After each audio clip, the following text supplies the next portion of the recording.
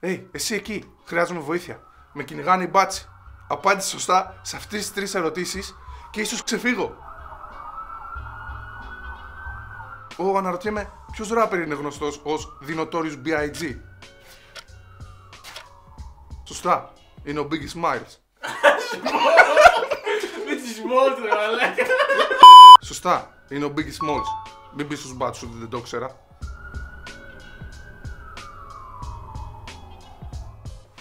Love the way you lie. Το ξέρεις το κομμάτι? Ποια τραγουδίστρια συνεργάστηκε σε αυτό το κομμάτι με τον Eminem? Ναι, είναι η Rihanna. Αλλά θα πούμε ότι η Beyoncé.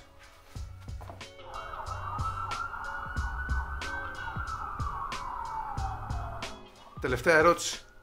Σε ποιο άλμπουμ του Kendrick Lamar συμπεριλαμβάνει το τραγούδι Sing About Me, I'm Dying of Thirst? Ίσως η ελευθερία είναι πιο κοντά από την νόμιζα. Το ξέρεις?